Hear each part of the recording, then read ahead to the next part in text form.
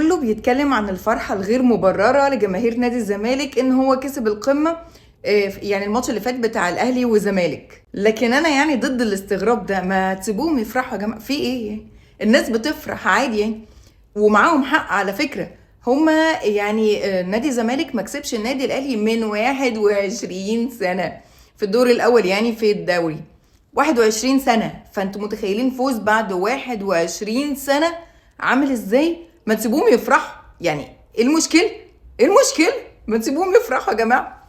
يعني مثلا زي ما احنا فرحنا قوي قوي قوي ولسه فرحانين بيها لحد دلوقتي التاسعة، فرحانين بيها جدا. هما ما كسبوناش من بعد التاسعة اصلا مرتين على بعض. يعني اكيد لازم ان هما يفرحوا وينبسطوا باللي عملوه، وما ما تسيبوهم، ما تسيبوهم. ايه ناس فرحان هننكد عليهم ليه؟ هو احنا لازم ننكد؟ عاملين زي الست المصريه كده او الست عموما يعني، لازم ننكد؟ ما نسيب الناس تفرح يعني، ينبسطوا. ايه يعني؟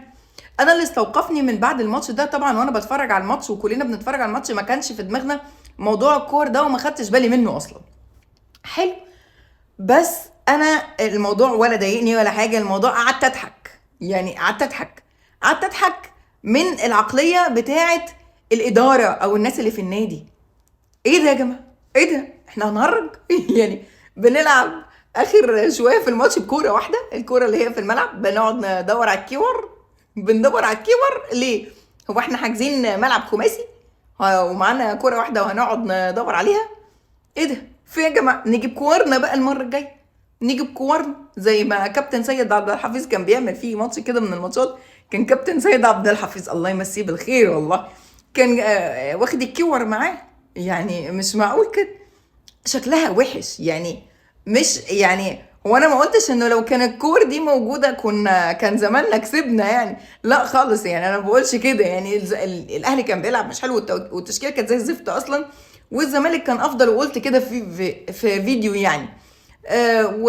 وعادي يعني، ممكن نخسر برضو عادي يعني. مش لو كان الكور موجوده كنا كسب، لا عادي جدا. الاهلي كان مش حلو وكان الزمالك يستحق يعني الفوز في اليوم ده يعني، لعب كويس يعني. بس شكلها حتى وحش يعني، شكلها والله العظيم انا قعدت اضحك يعني. انا بعد ما اتفرجت ولقيت شوبير بيتكلم ويقول وازاي ومش ازاي، حتى الرابطه غرمت نادي الزمالك 50,000 جنيه على موضوع الكيور ده. طب يعني حتى تتغرموا في حاجه يعني معقوله؟ مش بنخبي كور ليه الموضوع طلع يضحك، فقلت اقوله لكم يعني. مبروك لنادي الزمالك، وسيبوا الجمهور يفرح يا جماعه، سيبوا الجمهور يفرح.